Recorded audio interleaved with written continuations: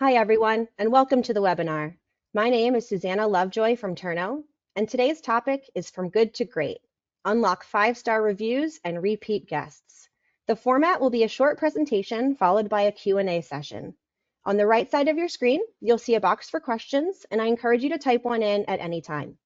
At this point, I'd like to introduce our speakers for today, Annie Sloan, co-founder and CEO of the Host Co., and Chris Rule, head of customer success at Turno.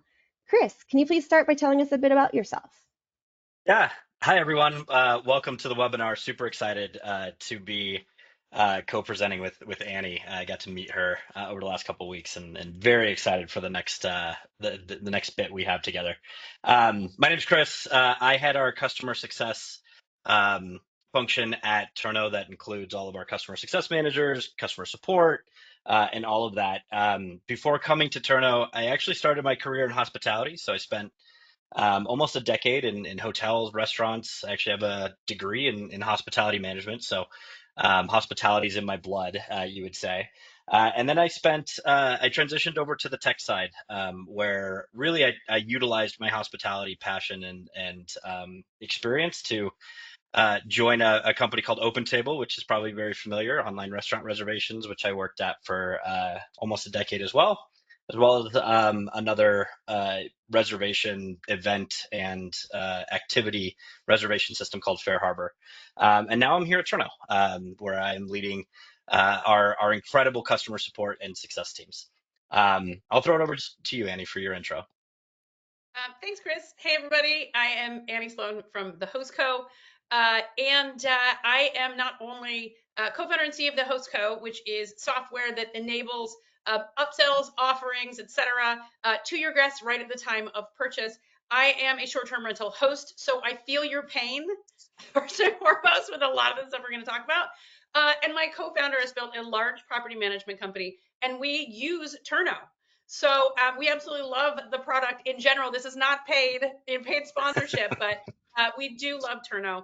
And I really look forward to talking about all of the things that not only our different companies are doing, but just everything that you can do to improve those reviews and repeat guests. And I have been short-term rental hosting, co-hosting, arbitraging since, gosh, for about 15 years now.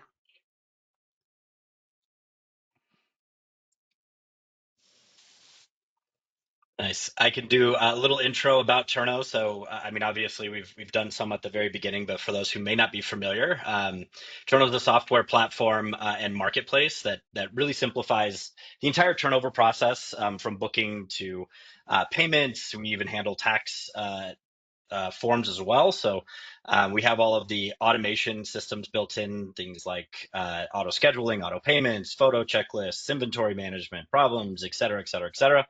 And this is all supported by our 24/7 live customer support team. So that's a little bit about Turno. Annie, I'll throw it to you about the host co.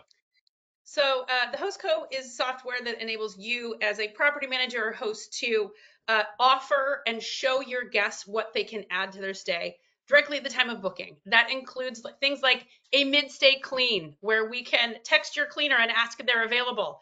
That includes a late checkout. And if you approve that, we will move your Turno calendar so that your cleaning time is at a separate time. It includes things like inventory management, and it also includes connecting to over 8,000 vendors, primarily in the US, but now starting to be in other countries like spa, chef, etc. It's a lot of the stuff that hotels do. Hotels make about 30% of their overall revenue from additions to the stay, which are, of course, always treated as, hey, check out what we have available. They're never treated as sales, right? And they're able to add that to their full revenue package. It's awesome. I think we'll start with some just some basic slides that we've created to get the conversation going. So I know right now some of there's a lot of challenges in sort of hosting, right? From occupancy to competition, some of the expectations of the travelers.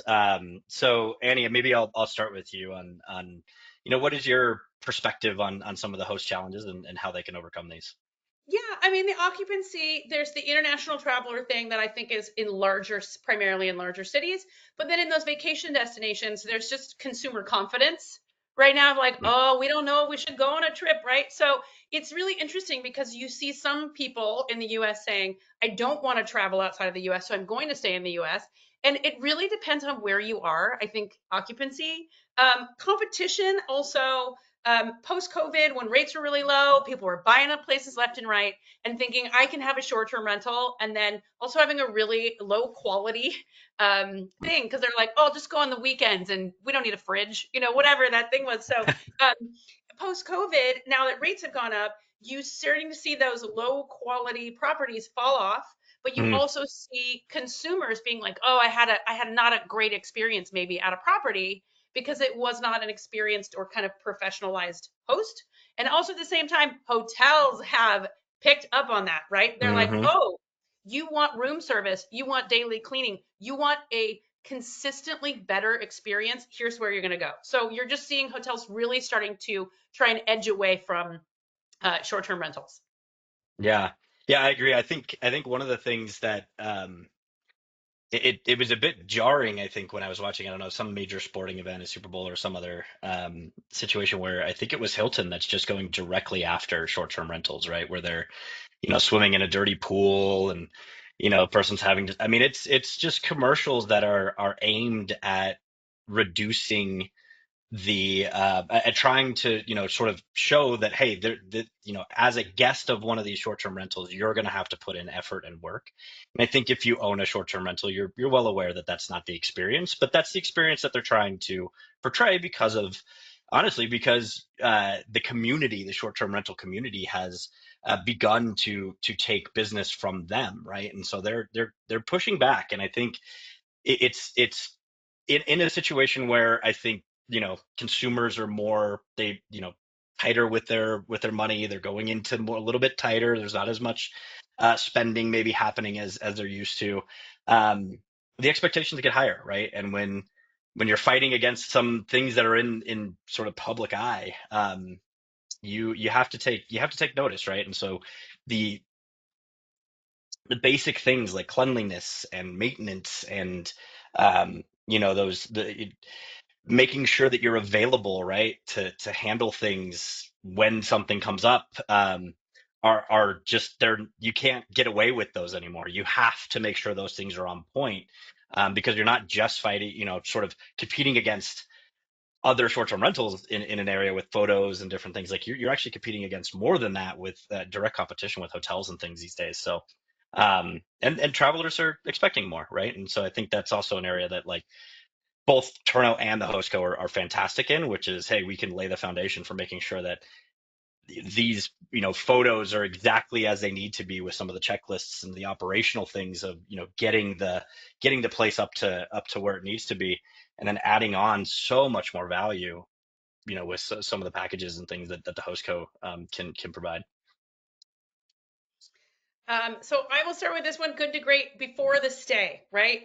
Um, After your guest books, there are things that you are doing to lay the groundwork, and you can automate all of this to improve the quality of their stay before they arrive.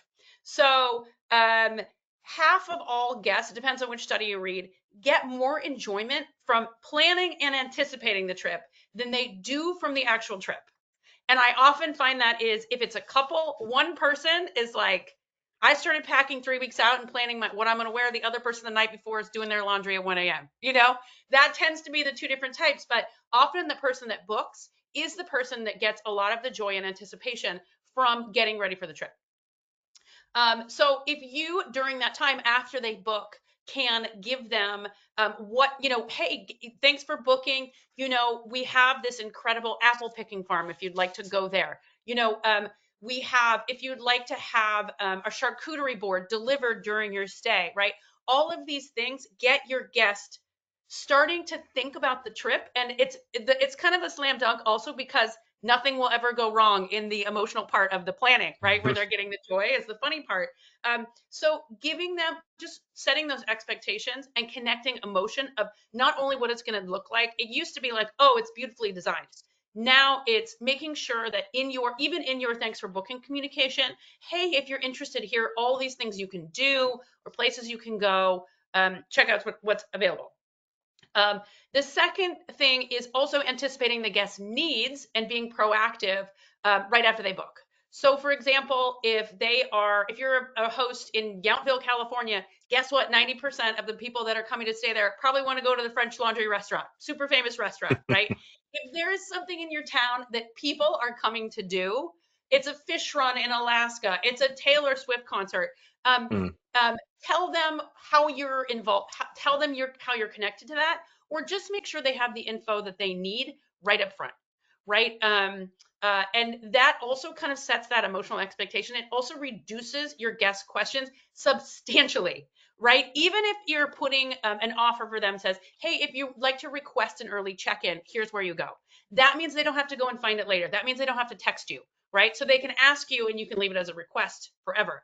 But in that same regard, when you are being proactive, asking questions before they ask, but if you are using a third party service, this is a bit of a side note, but something like the host co, we can, if they're requesting an early check-in, it's not available, you can also have a third party say no. It's kind of like the good cop, bad cop thing a little bit, right?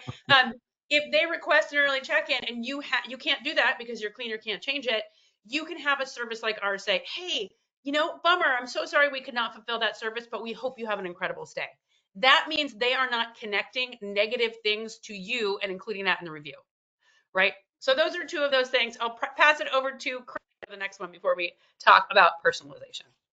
Yeah, you can jump into the next slide actually. I think this sort of segues into what I like to talk about.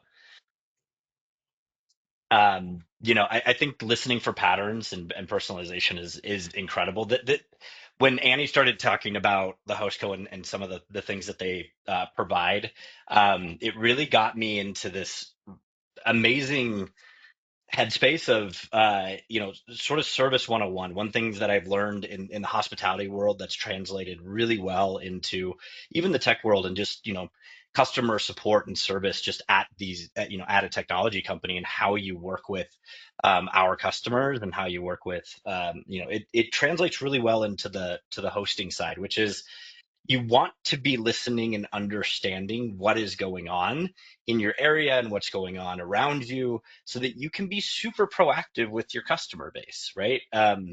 The It's the exact same thing that happens with our customer bases here at Turno, right? We're looking and listening for, is somebody having a poor experience, right? Or that they have a poor review with their cleaner, and how can we get in front of that and know that we are potentially preventing problems, but even more than that, we're offering, great experiences that say, hey, look, we know that something may have gone wrong, or we know that something may be heading in a way that may be going wrong, but we're listening for those patterns and we're translating it into action. And I think that's what's really awesome here with some of the things that in a hosting world, you need to be looking for that information on how can I take this stay from just a booking on my calendar into something that's going to be great for them. So they'll continue to come back and continue to have that word of mouth to their friends and families and such. So I have one comment on this too, or two real quickly. One is, so if you have a property manager or if you're a property management company and you have your like boots on the ground operators, sometimes that information's not getting back to you because they're mm, like, oh, we can't do that, so they just kind of dismiss it. So, for example, I have a property in Landers, California, Saturday night, 11 p.m., guests texting, hey, do you have any more firewood? We ran out. And they're like 30 miles from a store and they've probably been drinking a little bit, around the fireplace. And the answer was always sorry, but then it finally comes to me. It's like, why don't we're not going to leave a cord of firewood because somehow they'll burn through it all night. Right. But hey, yeah, we've got firewood for $5 if you'd like some, right? Just eliminating those problems. And even if they're paying $5, they're like, oh, sweet. You saved us. Right. Things like that. I love it.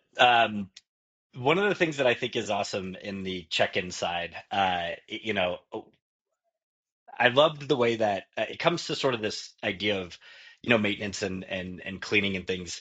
Annie said it to me, and I think it's been said a few times, which is, when you open that door for the first time, you want to make sure that you're sort of unwrapping this gift of like, is it the exact same thing that I saw in the photos? And a lot of times to what Annie said earlier around, the person who's planning this, right? They have this likely sense of joy, given that, if it's a family or friends or something like that, there's always that one person or two people who have done more work than others in researching and doing things.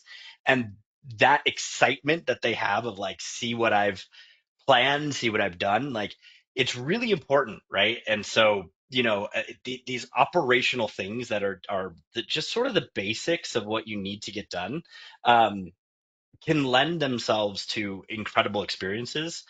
So just making sure that you're doing these things that are going above and beyond for these customers, but also not forgetting the details of just the core experience that also drives incredible guest retention and reviews. So Yeah, I think that the unboxing of the house is such the big core memory, and then the service that's provided along the way. What we see is, you're setting expectations right after they book. 1 week out, generally people are not going to add on extras to their stay, but they're getting mm, really excited 1 week out. And if you message them not with, "Hey, we'll get driving directions closer," to, get excited, you're 1 week out. If you would like to add anything to your stay, and add anything, it doesn't mean there's even a cost for some of that stuff. You might have a fancy margarita machine, but you want it in a locked closet because you want to make sure you know who's using it, or an outdoor movie night projector, or whatever it is.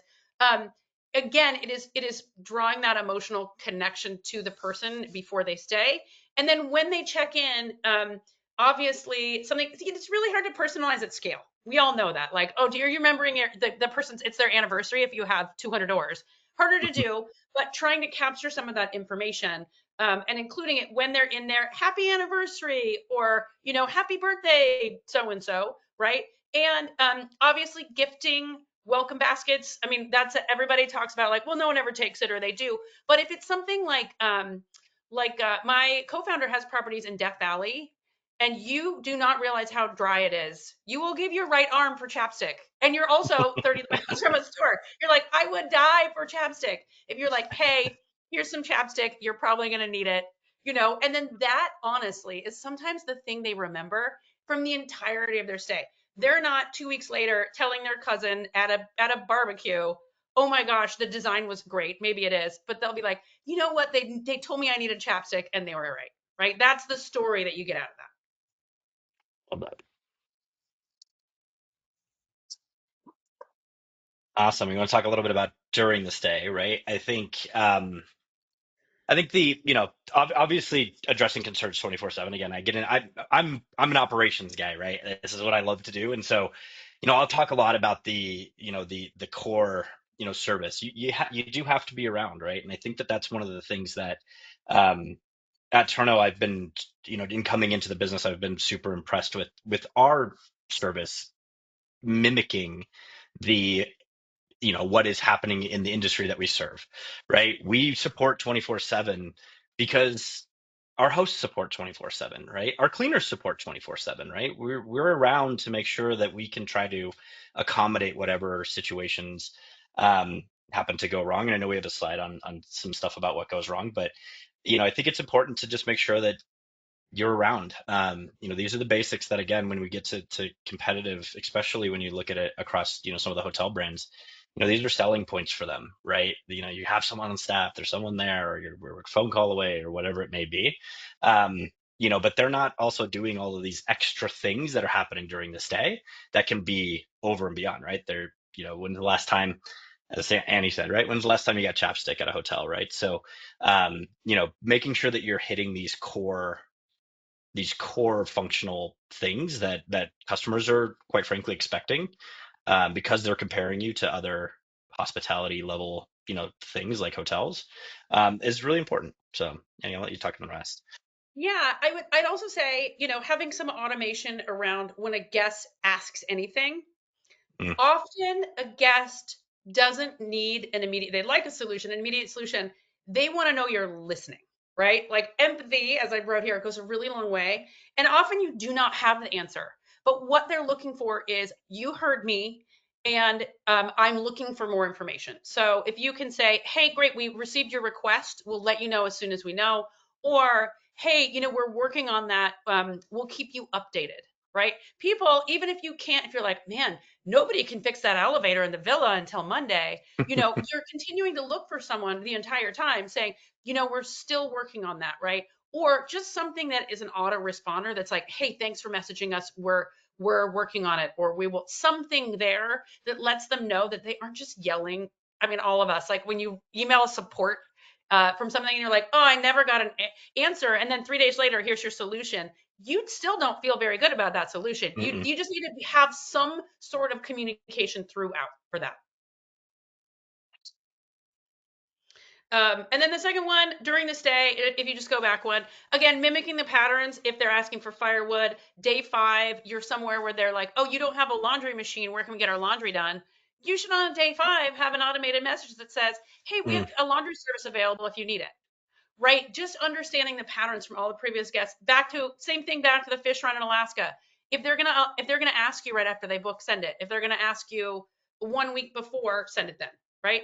And then lastly, during their stay, this kind of fits under support, but consider gifting. So during their stay, if they have a problem, what I mean by gifting is like discounts. If something goes wrong, back to the elevator in the villa being broken, right? Or the clean, it's not clean because there was something, who knows why. Um, People are never happy with a discount. You can say, hey, here's 50% off. They're going to be like, why isn't it 90% off, right? Nobody is happy with a discount. You can do that, but hey, why don't you get a massage on us? Or why don't we get flower? We heard it was your birthday. Why don't we get flowers delivered? Oh my gosh, that again is that story that those guests, even if the elevators are working, they're going to be like, they brought us fresh flowers and it said happy birthday, right? So consider that, and also consider that you can discount a little less, and you can take some of those same earnings and put it towards something that is going to make them smile. Hmm. Yeah, I love that, right? I know we have a slide on something goes wrong, but I want to talk about it here because you're putting it in such great context, right? Like when I was in hospitality, there was a golden rule, right? Which was like you you can always make guests happy, right? But it's actually when problems occur that you can actually make guests for life, Yeah. right? And like it's sort of this really antithetical thinking of like, well, okay, do I need to like have a problem for someone to get a guest for life? Like it doesn't really make sense. But when you think about those situations and you go back even in your own history and your experiences with different companies, it's usually the most memorable things are the ones where something actually didn't go according to plan. Um, but the response was so over the top or brilliant or exactly what you were looking for that actually sticks in your memory longer, right? It's just sort of human nature in that sense. And so making sure that you're not just fixing the problem, right? Fixing the problem is that's what of course, that's the basic expectation. That's not going to make a guest for life, right? Or that's not going to make that guest go and talk to somebody else. So really look at opportunities when something goes wrong. Look at it as an opportunity to drive future business, repeat business, right? Like that's really when you respond to those situations quickly, efficiently. You go over and beyond. You understand. I like what Annie said, right? Take the money from the discount and apply it to a personalized gift, right? They have children, send them something, straight to the house. There's not, there's so many different like Uber Eats and Instacart. There's so many places that go to like Target that you could just send them anything. And so those are the types of experiences that people remember, which are driven by when something goes wrong, which is kind of strange, right? Again, it's an antithetical thinking. Everyone wants to make sure something never goes wrong. That's not the way the world works. Something's gonna go wrong, and it's how Yeah. you respond that truly make guests for life. I have an interesting thing that I've seen a lot lately is the gifting and the smiles really apply to pets. I mean, people have kids, but they're pets now. So many people, Right, their right. pet is their baby. So if you're like, oh yeah, you forgot it's not 1 day of pet fee, it's 2, and you did it wrong, whatever. But if you say, we have some cute handkerchiefs in the closet, I can give you the code, and they say, Sedona, Arizona loves pets or whatever, that person is going to be like, oh, my baby, right? They're also going to take a photo of it. They're going to tell their friend that they got this at this one property. Things that are so kind of just like an easy lift for you, but provide that extra step. Yeah, I love that. The only other thing that I'll say on sort of the something goes wrong stuff is, the you're going to get into sort of these panicky situations, and I think that Turtle's obviously, I work for Turtle, so I'm going to plug them, but I think there's other situations where other platforms and different areas where you can get this, but you know relying on your tools to help you get out of that, right? And relying on the people around you, the relationships you built with your vendors, with your cleaners, with your maintenance people. Obviously, Turno has the opportunity to, find new ones right away, right? I was telling Annie about, potential cleaner no shows or something like that, and how quickly our customer support team springs into action knowing that this is going to have an impact on the hosts, but more than the host guests, right? And making sure that unboxing is perfect is like we need to help spring into action because we have powerful networks of incredible cleaners and maintenance people to help fix these situations quickly. Lean on those, right? You're not alone. There are so many tools. There are so many great companies out there, cleaning companies, maintenance companies, like technology companies that can really help you get that fixed. You're not alone, right? In terms of getting this stuff taken care of. So, all right, now we can go to the after the stay. So, This Andy, you this can is jump my in. this is my favorite. This is my favorite. So after the stay, you think sometimes as a host, great, they stayed, they had a great time, they gave me a good review, right? Um, One thing to do is make sure you're staying in touch. If you're using tools like StayFi, whichever you're using a PMS, making sure that you have someone to stay in touch with, right? And then you can also sometimes segment that into like, oh, as a family, right? Versus not a family. Um, and when you're staying in touch, have a reason to stay in touch. Your reason Mm, shouldn't be, oh, discount 10%. Your reason can be, this season, we have new on demand services like spa and chef and Reiki healing, right? You can send that out seasonally. Make sure you have something, or hey, this season, there's a huge NASCAR thing coming to town. If you are interested in it, blah, blah, blah, right? Of course, you can talk about your stay, but here is an example of this. We had a property manager connect a mobile tattoo artist to their villa for the week of Coachella. So we had to make sure that was legal. And no one actually booked it. But 3 months before Coachella, you know what they did? They sent out an email that says, this year at our villa, mobile on demand tattoo artist. You're going to open that email. Everyone's going to open that email, even if they're mhm. not going to Coachella, right? Same thing with, hey, we have like this really cool thing, and it can be just something in your city. It doesn't have to be at your property. But what you're saying is, hey, I considered you, and I'm adding this thing, right? You send an email that says early birds, 15% off week of Coachella.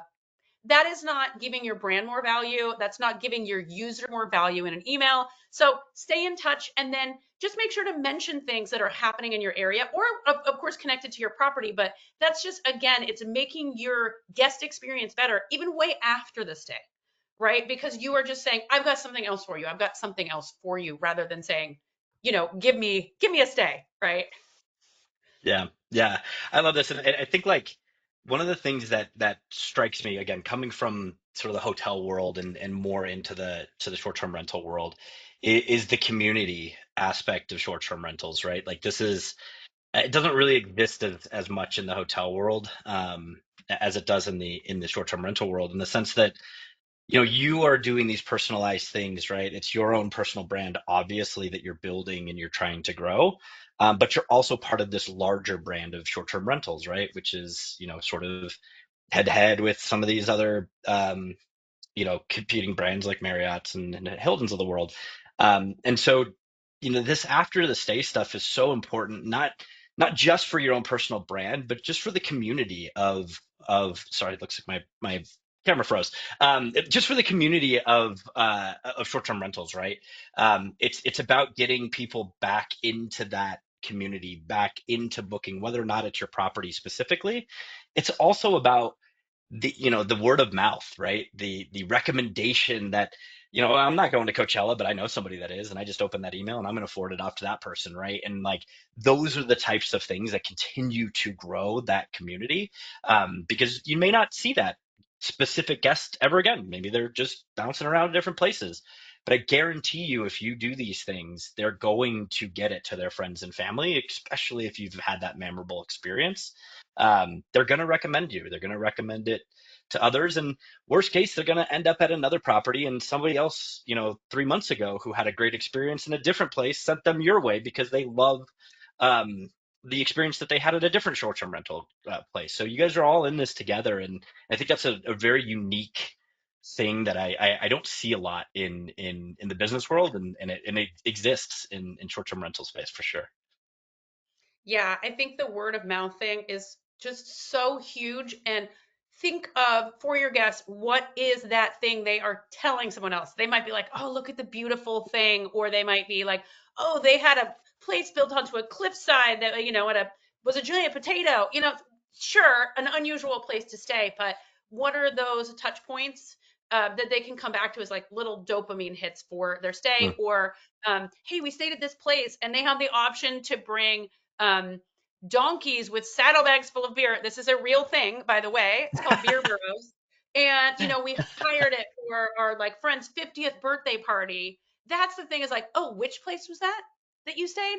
And that again, it just gets that word of mouth going crazy. It's awesome. I think we're technically at the bottom of the hour, but I would love to stick around for some questions. I know, Annie, if you have time. Yeah. So maybe we can hop to. I know we talked about the something went wrong, so but yeah, we'd love to handle some questions. It looks like we have a couple. Yeah, I'll start with one is, what is the most interesting guest experience that you have facilitated? So, um, we have a family that has a tiny home park in Texas, and they have added two things that have doubled their nightly revenue. One is an all-in package, which is firewood, s'mores, and I think it's a case of water. And they're selling that along with the state. They're not going to give that for free. Again, you should be giving whatever you can afford to for free, but that's a lot of stuff, right? And people want it there anyway. The second thing they do is they do a Bigfoot experience Oh where, wow, because it's like a campsite kind of thing. And I think the dad of the family on Saturday night will like do a whole Bigfoot thing, and they do, maybe they hire someone because they charge very little for it, I will tell you. But they show it up front when someone books. Do you want to add on the Bigfoot experience? And then um, uh, what they said to us is people will book and then they'll tell their other family. Lots of big families. One family came back 2 weeks later with all of his family rather than her family. Right, two that's weeks later, amazing. they like the Bigfoot experience so much. So that is a very like edge case, but that's definitely an interesting That's awesome. Um, one. I want to. I'll put to this one. This one's kind of an interesting one. Again, I get to my operational worlds, but what happens if a cleaner notices a maintenance issue? How do you handle that, right? I think um, I'll expand on this a little bit. I think there's probably maybe three areas that you could notice maintenance issues, right? One of them is you walking the property. The other one is your cleaner, right? Whoever's going in and cleaning the property is probably going to find those things proactively. And then it's your guest, right? So I think the guest side is the one you want to avoid. So, having your cleaner find those things and report those things. I think Eternal, for example, all cleaners can report problems that they notice back into the platform, which can get sent um, right back to the host. They get notified and then can create actual maintenance projects for either their maintenance people or even you know you know teasing look at our marketplace for new maintenance folks as well, which is coming soon. So you know being able to convert those problems that are found before the guest gets there and execute and make sure that they're fixed before the guest arrives or the next guest arrives is going to be vital.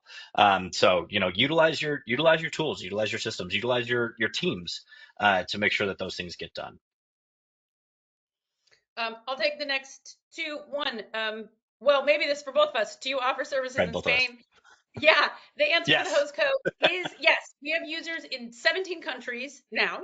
And you can offer, we do have limited services. I think we have um, catering primarily in much of Europe and some spa services. We work with our vendors are generally the same people that hotels use. So Marriott, Hilton, they're hiring like a soother zeal for massage. They're hiring private ship contractors, we are doing much of the same. So it's very easy for us to scale. But I will say the majority of products that are selling on the host co, it's a little bit more, are services provided by the host. So mid-state cleaning, we were going to sell you more beach towels because you lost ours at the beach. Extra recycling pickup, we'll build your fire for you. Late checkout. And it's amazing to see what people are offering and what also sometimes their cleaner can offer. Their cleaner doesn't want to just maybe do a cleaning if they want more work. Will you decorate for a birthday Mm. party? Would you like to, go and get fresh flowers for them? So you can have these services. And what the host code does is it will text your cleaner or your runner and say, hey, Annie Sloan asked for fresh flowers on this day at this time at this property. Can you fulfill this request? And you can send that to anyone on your team to fulfill that request. If they say yes, we then process their credit card info. So it creates like this real virtuous network around the services that you might already kind of have sitting around in your network. Nice. Yeah, I'll take the Spain one too. We'll go be pretty quick. Yes, we absolutely do offer services in Spain. It's also Spanish as a native language that we support both on the cleaner and the host side. So, you shouldn't have any issues with our support teams, our applications. Everything is native in Spain. I also think one thing that's super interesting in especially in European countries where you may be in Spain, but you may be talking to a cleaner on the marketplace in a different language. Our chat features and things will actually auto translate for you. So language shouldn't be a blocker to anything that you see inside of Turno's applications. It's actually one of the areas that we've invested heavily into. And then I would say the other aspect of it is, the actual network itself is continuing to grow in Europe, especially. More cleaners are coming on, more hosts are coming on. It becomes a flywheel. And so as we focus on expanding into these other countries, you'll continue to see more and more availability of different contractors as we grow. And I will kind of speak to that one and the next one too. How do hosts share a link or options for add-ons through HostCo without violating the Airbnb and VRBO TOS? So the HostCo is web-based.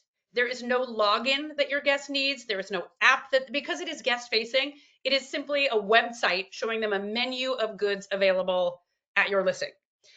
Things like fees, you should be definitely mandatory fees, but optional fees, your pet fee, pay that through Airbnb, right? Mm. These are all things that are upsells and add-ons to this day. They are not fees that like you can do your pool heating through Airbnb. Also, or you can work through property management software to do that as well. The same way a property management software will do it. Or you can take it offline for that as well. But for fees that you're like, hey, guest, you're going to need to park and we're going to charge you $20, you should definitely do that through Airbnb. VRBO as well, generally, you are taking that. It's just, your link is just a website. And Airbnb doesn't scrape our links. We've had a great relationship with them thus far. You can continue to share those links. And the really cool thing is you can take payment for things like, mid-state clean or, massage therapist through us on the HostCo. You can also show your guests what fees you have, or I would say request, and show them where to pay them. If you Mm. have more than one guest and you are on Airbnb, it is very difficult to chase down a pet fee. So you can also use the HostCo for $0 and you can get guests requesting things in a queue. Hey, we want this thing on this time and this day, and it'll record that and set it as a request to you until you can approve it. You can have your invoicing be back in Airbnb for things like fees. And it's just kind of helping empower a better way to do it because especially if you have co-hosts, you never know. You're chasing down the owner to be like, did they do that one thing? And when you again start to scale, you need a record of everything that is going on. Okay, I'll take the next one too. If the guest doesn't like their experience, what do you do? This is a great one. We do not allow vendors to apply to the host co. You can't have Joe Firewood Builder coming to us. We only allow people on our platform that property managers have recommended to us. So that's how Mm. we scale quickly is we say, what does everyone want in your area? We'll bring them on board. So the quality is going to be much higher, first of all. It has been an extremely low case of someone not liking something. More often, it's like, oh, we as a guest weren't home and we forgot we booked it. Or the massage therapist can't find a place to park in West Hollywood, in which case we have a resolution center and we have customer service 7 days a week that is talking to the vendor. The other great thing is when the vendor is approved. So, example, hey, we want portrait photography, family portrait photography on the beach. Um, we send that request to our portrait photographer. When the portrait photographer says, yes, I'm available this day, this time, at this place for this much money, we connect them immediately to the guest.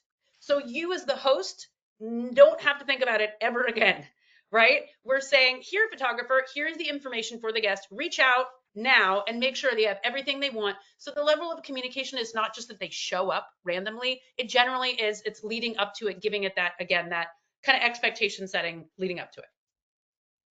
Awesome. I can start with the next one.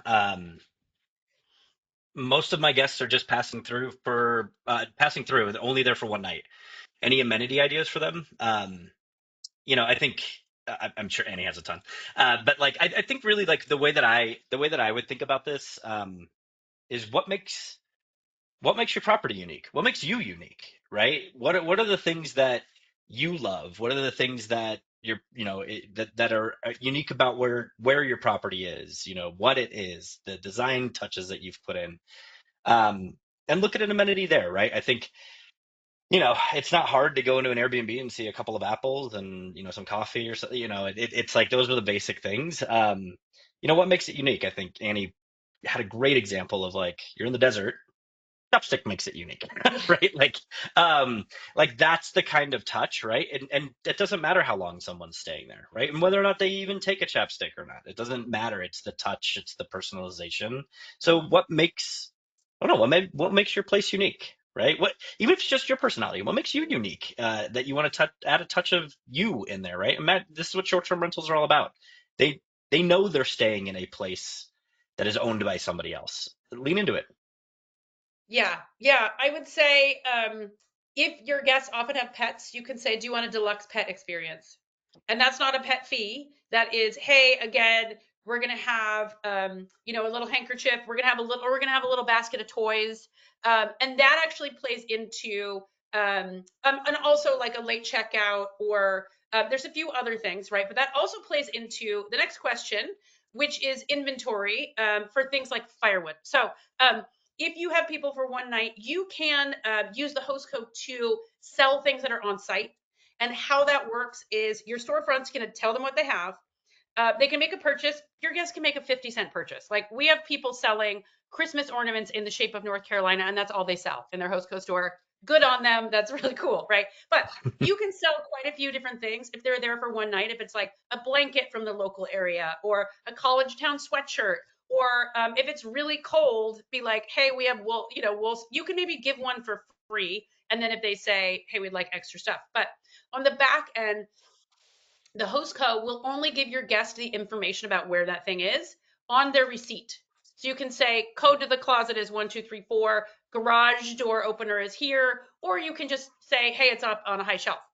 The next part of that is inventory. Our system will record inventory for you for things like firewood if you're selling it, right? It will also let you connect another person. So you can say, when I'm down to one bundle of firewood, email and text my firewood guy to bring out more firewood. So it's an inventory management tool that if you, again, incorporate people in your ecosystem, they can bring that. Maybe it's a cleaner as well. We have someone who added king cakes. They're in New Orleans. I have the coolest job. I get to see the weirdest things all day, but added king cakes. And their cleaner said, hey, time everyone orders a king cake, I'll go get it. I'm gonna make 20, we're gonna charge $40 instead of 20, it's a cleaning fee. And I know the best place to get them that you can't take pre-orders, right? That kind of thing is something that like, oh my gosh, you know what they did? They brought me a king cake while I was in my stay, right? Yeah, and on the inventory side too, I think this is something that Turno also has, right? More on the as a cleaner is going through your system, your property, making sure that those amenities that the chapstick is what is the number of chapsticks we have on hand, Yeah. right? And so you can set those things, you can set limits. You can set notifications when they reach certain levels. And so, from the operational side, making sure that, um, when to activate that person to go refill it, is important. And that's what Terminal can help you do proactively with our software as well. So Awesome. I will also say one last one that is not a host code thing. I love the idea of having like a $5 pizza in the freezer because people that's a get good in one. late. And like, if you say, hey, if you want, they get in late. They're like, oh, I just got here. I'm so tired. I don't want to go out yet. Hey, we left a pizza for you in the freezer. Man, that $5 is going to get them. They're going to be a customer for life, or they're going to tell their friend. That is my like weird. And who doesn't love pizza, right? Cheese pizza.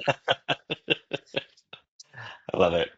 I don't know if do we have time for one more, Annie? I don't know if there's another one that we have on there that we haven't answered yet. Oh, there's one here. I expect most families this summer. What amenity or experiences would you incorporate? Some really great ones are if you have families that are kind of repeat families and they're coming for a longer period of time. Someone in your area that will come and do an evening like hibachi night guy, right? Mm. And that becomes then, oh, we got to go back to that place because they had hibachi night guy or outdoor movie night. We have vendors who will bring inflatable couches, bring the movie, bring the popcorn, not very expensive, but it is the memory making machine, right? And they're like, oh, do you remember the kids, in the middle of winter, we like, can we go back to that place again for those amenities? I mean, there's things like more general baby equipment rental. We'll stock your fridge for you, a runner to do extra things. Mid-stay cleaning is a great one. Laundry service. We have people who are doing just linen refresh. That's a great one to incorporate your cleaners or find more cleaners on Turno because it's day 5 and you're at the lake or at the beach and you're like, oh man, I just really wish we could change the sheets and get some new towels, right? But that's expensive for you as a host, but people will love that upgrade to their stay. Yeah. When I read this one, I just thought squirt guns. So you can also do that. But I take Annie's words. I love the Yeah, experiences, right? Like experiences are key. Those memory makers, right? So yeah. awesome. Well, Annie, it's been amazing. I think we're sort of out of time at this point. This has been super fun. I love all of these questions. This is so fun. Yeah, absolutely. And I know we'll be sending some follow-ups, with different aspects and resources. I don't know, Susanna, if you have any closing remarks that you need, but this was fun. This was really fun, and I hope that folks got a lot of value out of it. There's a whole world that you can explore in terms of ensuring that your guests are taken care of, and um, have fun with it. I mean, that's the best part of, I don't know. That's the piece that I always loved of hospitality. The piece I love of hospitality is like, taking care of someone else and making sure that they're having a great experience. Have fun with it. Should be fun. Yeah, I agree. And I am now really hungry for pizza. Yeah, right. Same. Okay, and I'm not the only one. I'm kind of craving pizza as well.